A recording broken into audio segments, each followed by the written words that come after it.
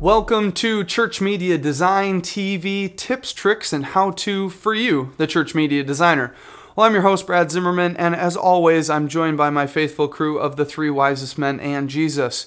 We have Dwight Schrute, Little Whitey, Colonel Sanders, and Jesus Christ, the Son of the Lord Most High.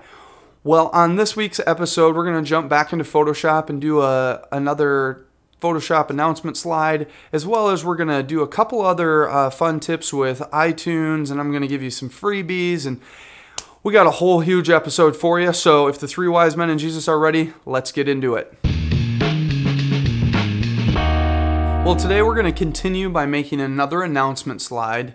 And I again want to remind us what the point of doing these are. It's not just another graphic tutorial. I don't want to just be another tutorial for you because you can find these anywhere. I want to give you a tutorial with a purpose.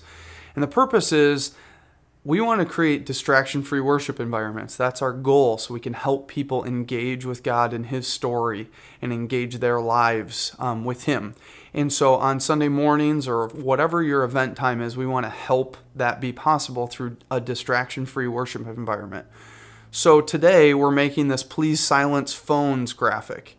And this is going to help us create a distraction-free worship environment because if somebody's phone starts ringing during a message, or people are texting each other during your youth ministry and stuff like that, it's distracting other people as well as the person. And so this is going to help create that distraction-free worship environment. So you got to think of these things as more than just a slide that tells somebody about something. This is actually helping engage people. So with that said, we're going to get started. We're going to jump inside Photoshop and we're going to piece together this image. The other thing I wanted to say is a lot of what I'm doing here, this might not totally fit what you're doing at your church, but all these things, I'm trying to give you some tips of things that I do in Photoshop on a weekly basis that will help you in your production. So maybe this slide doesn't fit you super well, but hopefully these tips will help you create things that work really well for your church. So now let's get started with this. So like I said last week, the best place to start with these announcement slides is with great imagery. The same goes for like a series graphic, but especially with an announcement slide that you're trying to do fast and have look nice still, you want to start with a great image. So I would err on the side of spending more time looking for a good image than time trying to manipulate an image. Because you really only need to add text because content is king with this stuff. We need to make sure people understand what's being said. It's not about how cool it looks, it's about what content is portrayed with it.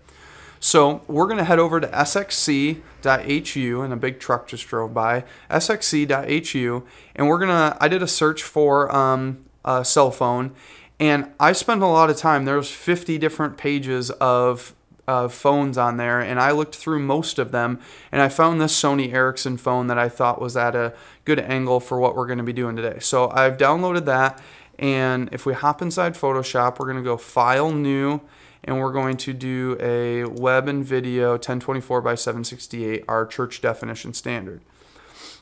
Then we're going to grab this image, and we're going to click and drag this inside.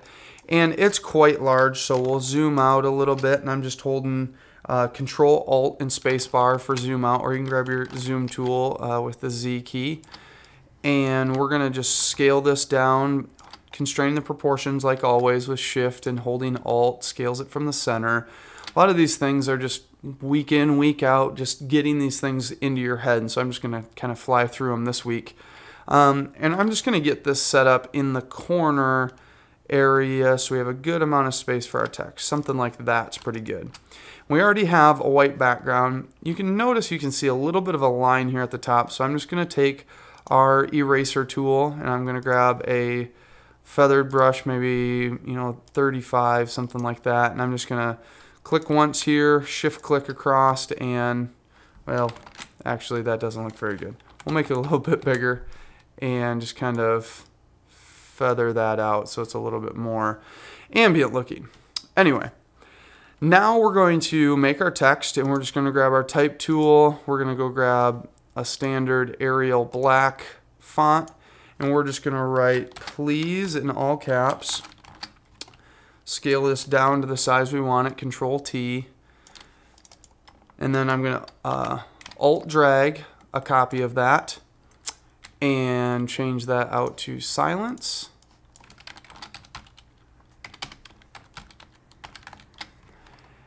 And then Alt drag once more a copy and put phones. Whoops, there's phones. Now I'm just going to scale all of these different types so that they're the same width as please. This is like a block text style that you'll see in a lot of different things. So I'm just going to zoom in here, grab my silence layer, line it up right at the bottom of please, and then do Control T and just scale her down until she lines up with each side. So right like that looks pretty good. And now we'll just do that with our phone layer. Scale this guy down, line him up, and there we are. So now we can take these layers and we're going to scale these up quite large because we want to have as much quality to use as possible, because we're actually going to rasterize these text layers, which means you can't edit them anymore, and they're not vector based. Text is always vector based inside Photoshop until you rasterize it, which means you can scale it up and down and you always have the best quality. So just as a precaution, we're not really going to use it, but this is just a tip that I do. I'm going to select all these layers and drag them down to the new layer button, and they're going to make a copy. I'm going to just shut these layers off just in case something would go wrong later on that I have something to go back to. So now I'll select all these layers, right click and do rasterize type, right click again and do merge layers. So now we have these all in one layer. Now I'm going to do Control T and I'm going to hit the Control key. I'm going to grab the corner, and you can see how we can do perspective here, which you can do some cool stuff. I mean, that looks kind of fun, but you can't really read it. But I'm going to drag and I'm going to use the perspective of the screen of this phone, and I'm going to set my perspective for the text from the screen itself, because that screen is a nice square, so we can set our positioning and getting our perspective right by that screen, and then we can just scale up and position it wherever we want on the page. So now that we have this lined up pretty well inside this box and we like how that looks, then we can hold the Control key and the Shift key and scale it up to what size we want using that perspective. Now it might be a little bit off here and there, like we might want to drag this side out because perspective does get a little bit smaller as you go towards the vanishing point. So you might need to mess around with it a little bit and some of the size. So like we'll scale, just kind of skew this down a little bit, maybe in just a hair. But that's looking pretty good, and we'll just pop that over and maybe just down a hair in that corner. So now we have our please silence cell phones, and it looks like it's laying on that same surface that the phone's laying on. And now what we want to do is we want to have it sit behind the phone. And the way we're going to do that, again, is by creating a mask.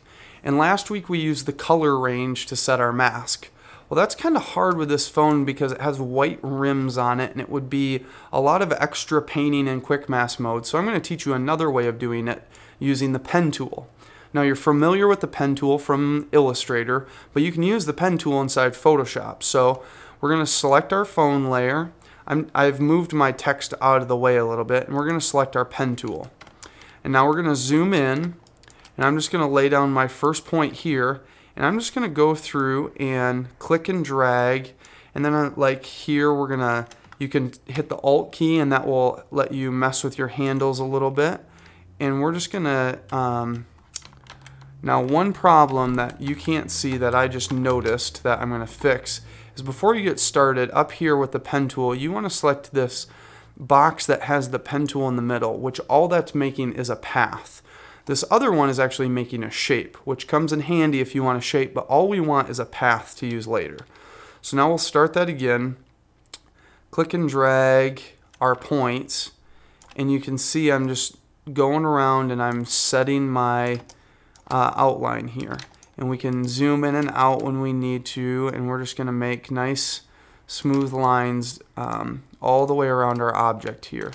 And you know, like right here, we need to kind of figure out where this phone really exists because it starts to get blurry in the same color. So I'm just going to be messing with these handles, and you can see that, you know, some of this, like right here in the middle of the phone, I needed to fix that handle, but the middle of the phone now is getting too skinny, so I'm just going to put a point in the middle and just drag it out a little bit, and now it's following that curve well. So I'm going to finish this up, and then we'll fast forward to the future, and I'll show you what's next. So as you can see, I've finished up making this path. Now, one thing I want to say about why we use the pen tool is there's different types of tools to make different types of selections. So for example, for this phone, or for, let's say, a car or something that has really hard lines to it, you would want to use something like the pen tool, or you could use, like, there's different selection tools, like there's this polygon lasso tool that you could use, but you want to use a tool like that for hard objects. Now, using color range is really good for objects that have like levels of transparency to them, or there's a lot of different colors. Like you would want to use color range for maybe somebody's hair, because you can't really have a hard line around somebody's hair, especially my frilly hair. Like, it doesn't look good that way. And so you want to use the right tool for the right type of selection. And again, Photoshop is all about the selections. If you can make a great selection, then you can do really fun stuff with it. The other thing about the pen tool is my teacher in college said, if you can't master the pen tool, you're not really going to go anywhere, and you're probably going to get stuck with your first job having to do outlines of logos. And so it's really important to try and master the pen tool and get used to using it, because it comes in handy a lot. So now that we have this selection, or we have this line, now we can go over to our path palette here, and it's usually right by your layers. And you'll see a working path, and that's that path we just made. And down at the bottom, you'll see this dotted circle, and it says load path as selection. So now we've turned that path we just made into a selection, and we can take and set our phone's text layer. We can click on our little mask tool here, and we've set a mask. Now you can see that it all disappeared, so we'll do Control-Shift-I, which is inverse our selection, and we'll click that button again, and now it's masking it. Now you're going to say, well, Brad, you wanted to kind of cover up put that text behind the phone a little bit, but it's not doing that right now. Well, you can see there's a little lock button here that's locking this mask to the layer itself. We can unclick that, and now I can click on just the text, and I can move it behind the phone, as you can see. So you can kind of adjust it later. So now we have that in place, and maybe we want to scale this up just a hair. Something like that, so it's more at the top of this phone. And like the P of the phones is kind of cut off right now, but people know what you're talking about because they see a phone. And so, you know, content is king, but you can still have some design flavor to it, and I kind of like that it's chopped off a little bit. It makes it feel a little bit nicer. So anyway, now we can lock that back, and now they're locked together. So next we need to add in our background.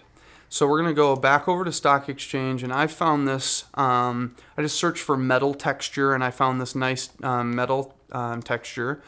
And we're going to open that up and drag that inside of Photoshop, or inside our composition here as well. And we're going to just scale this guy down a little bit until we can see what size so that we can skew him. And we're going to do the same thing we did with the text. We're going to Control-click in the corners and get him lined up with the screen so that we have a starting place for our perspective. And so I'm just holding the Control key and grabbing those corners. Then I'm going to zoom in and just kind of double check all these and make sure they're right where I want them. And I'll still probably mess around with them a little bit, but now you can see, and as you can see, this would be a cool way to actually put something on that phone screen, but it's too small for people to read, so we're not going to worry about that. Now I'm just going to zoom out and scale this up quite large and maybe drag it out a little bit each direction until it's filling up our full screen area. Now we'll Control-click on the mask of that phone layer, and we'll set a mask for this layer, and we'll just click on our little mask button, and now our phone's sitting on top, and we're actually going to drag both this background layer and our text layer behind the phone.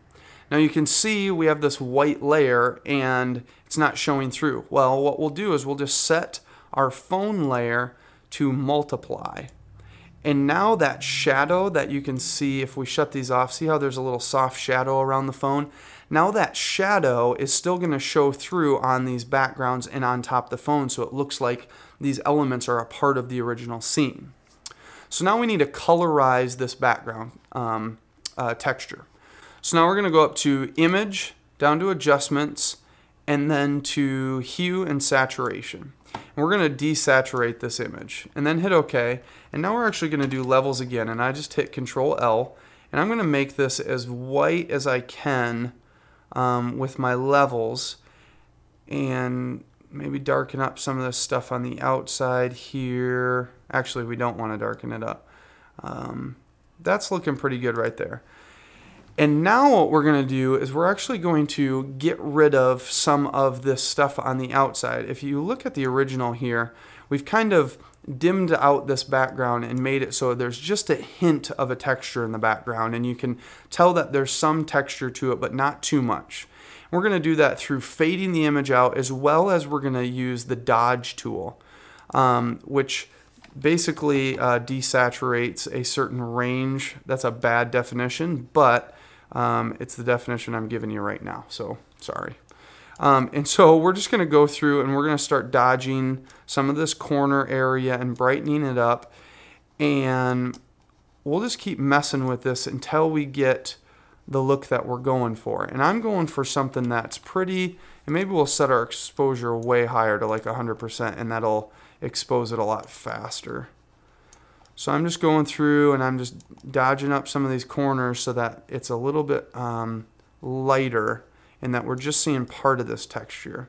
And same with down in the corner, because my goal right now is to have the texture just be more towards the center of the image and not on the edges, to have the edges be pretty white. And there's like a bad splotch here in the corner that I'm going to try to get rid of totally. So I'm just dodging this as much as I possibly can, still leaving some of it in there, but now you can see how we just have a hint of this texture. And it gives it a lot cooler feel when we just have a hint of it and when it's not too overbearing. So that's looking pretty nice. We can also just take the opacity of this and just kick it down a little bit, and it will fade it into the white layer that's behind it. So I'm pretty pleased with that. So now we just need to go and we'll colorize our text layer. So I'm just going to bring down my color swatches here. I'm going to do our favorite color overlay, and I'm going to grab a nice bright blue. Hit OK. And so that's looking pretty nice. Actually, we don't want to use the blue. We want to set this to like a nice deep red, because we're going for more of a Sin City kind of look with this, and I think it's got a little bit cooler of a feel. So I'm just going to grab, maybe this punchy maroon red here. Just mess around with the color a little bit, and that's looking pretty good. So now that we have our text colored the way we want in that Sin City feel, we need to ding up our text. And as you can see here in the original, we have a very like grungy text layer, and so we want to do that to our text in here. Now the way we're going to do that is using those Photoshop brushes that I put on the website a little while ago. And not that I think these brushes are the most amazing or anything like that. I am excited because they're the first ones I've ever made. But we're going to use these to make grunge text, because I want to show you how to use these beyond just like, hey, there's a cool paint splatter in the background. I want to show you how to implement these into your actual design work where you don't really notice what they're doing. So we're going to grab our brush tool, we're going to go up, and we're going to select this big, like, kind of looks like an England brush here. And we're going to select the mask part of our phone text layer, and we'll just scale this up pretty big. We're going to actually turn this so that it's a similar angle of our text. So that's looking about right. We'll close that out. And then I'm just going to set our opacity down just a little bit on this brush, just in case it's too dark. But that's looking pretty good. And now you can see that corner we didn't really have enough, so I'm just going to go back to our brush rotation, rotate this all the way the opposite direction, and close that out, and then I'm just going to do one more splotch up there. And we have a couple points of like really dark red still showing through, so maybe I'll grab another brush of just a couple little splatters. Scale this down, and I'm just using the left and right bracket to scale up and down, and we'll go in and just like throw down a couple random splotches here. And the cool thing is if you hit the X key, that flip-flops your black and white values, and since this is non-destructive, we can always like zoom in and find something that we feel is like a little bit too dark, maybe kick down our opacity to like 44 or something like that, and we can kind of like spruce up some of these areas that got a little bit too dark and kind of bring them back into a little bit darker. So, you know, we got some randomness going on with the text. So this was a quick and dirty, might not look perfect, but I wanted to show you how to get your text in perspective and your background in perspective, as well as how to use those brushes for more than just a background element. So here's a please silence your phone slide that will help again to create those distraction-free worship environments. So again, I just want to make sure you got those resources that we used today. We used the stock exchange, sxc.hu, and then another place that you can find great Photoshop brushes is at Brush Easy. Stupid name, cool brushes. It's a sister site or a brother site, or maybe a cousin site to Vect-Easy that we've gone to before, but they got tons of brushes here, so I would encourage you to check out brusheasy.com and sxc.hu. I just wanted to give you guys a quick tip of a game that you could play that I've found that I've done many times in the past, but I found a way easier way to do it and a lot cheaper way to do it. And it's Name That Tune. It's a super easy game that you can play for youth, and we actually play it on Sunday mornings at our church. So what we're going to do is we're going to use iTunes to do Name That Tune, and we're going to do it all for free. Instead of going through and editing clips down and all of that stuff, iTunes already has it done for you, and it just kind of came to me one day, and maybe you guys already figured it out, but I wanted to pass it along in case you hadn't. So open up iTunes and head over to the iTunes Music Store. This does require wherever you're doing church at that you have internet connection for your computer. So you'll go to the iTunes Music Store, and then you can select what genre you want to do, or you can just do the regular old top songs. So click on Top Songs, and here is our top 100 from iTunes.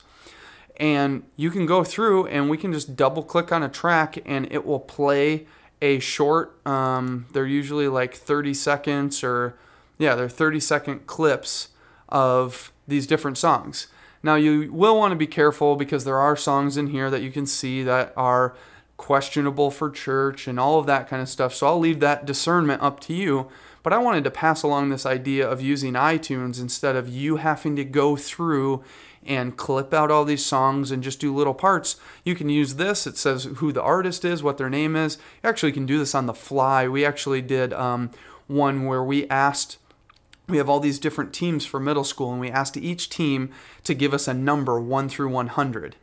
And we went through then and took that number, and that was the song we played, and they did Name That Tune, and they actually chose which songs from the top 100. Now, if it was a questionable song, we kind of shifted the numbers just a little bit so we didn't play the questionable ones, but in the end, it worked out well. And you can go back to your homepage and select the genre of Christian and gospel and use their top songs, because you can go through and select which genre you want and do all Christian songs if you want to do that, and then you won't really fall into any problems. So that's a quick tip on how to do Name That Tune using iTunes. We want to thank our sponsor of worshiphousemedia.com, resources for the creative church. Head over to their website. They got a bunch of Mother's Day stuff, as well as a new video that I watched the other day from Igniter Media Group, or Igniter Media. They're not a group anymore, apparently. And it's the Don't song, and it's hilarious.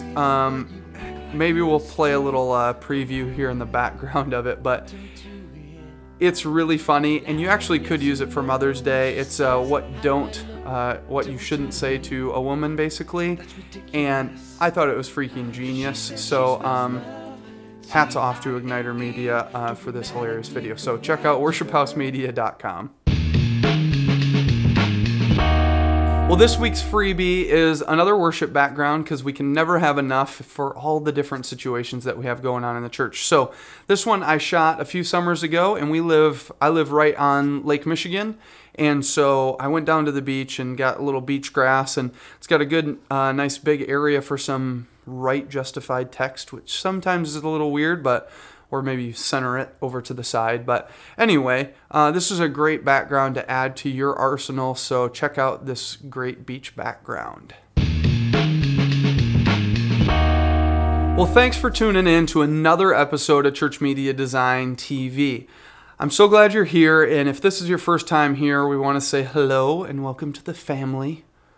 I don't know why we're a family, but we're a family. As a family, we talk about all things together, and so I'm going to share some hurts with you. Our Sunday morning laptop went kaput. It died, and so we're looking at getting a new computer for our church, which, you know, we have the smallest budget out of all of your churches because, well, maybe we don't have the smallest, but it's tiny. So I'm trying to be a good steward of my resources, and we've been using MediaShout 2.5 actually for a really long time because 3 wasn't really humming along as fast as it should for this particular machine. So what I want to know is what type of computer and what type of presentation software you think I should use and get for our next computer for our church, and maybe what you would suggest to other people. So you can go over to our Facebook fan page. If Facebook is part of your little social networking galaxy, head over to Facebook and take our poll of which presentation software you're using so I can have that feedback back, as well as go over to the website and leave me a comment of what you think I should get, whether it be Easy Worship, Song Show Plus, Pro Presenter, MediaShout, Sunday Plus, PowerPoint. Not going to happen. So whichever one you think we should use of all of those different programs. So give me your opinion, because I'd love to know what you guys are using and what you think is the best one for your church and why. So leave that comment, as well as you can get in touch with me on Skype. And there's my Skype name as well as my AOL Instant Messenger name. And I'm on those fairly often, as well as you can give me an email, shoot me an email at brad@ChurchMediaDesign.tv. And as always, head over to the website, leave comments there, because I love getting those and getting your emails. So send in questions, and then finally tell a friend who's a pastor, tell your mom so she can tell her friend who knows a friend who used to be a pastor but still has friends that are pastors. Did you get that whole timeline? Because I got lost in the middle of it. But anyway, tell others about the show so that we can keep getting the word out there, so that we can continue to be a resource for your church. So as for me and the 3 wise men and Jesus, we're saying, see you later.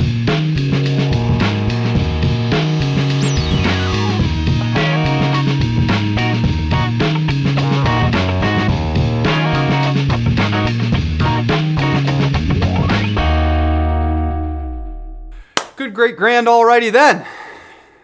Welcome to Church Media Design TV.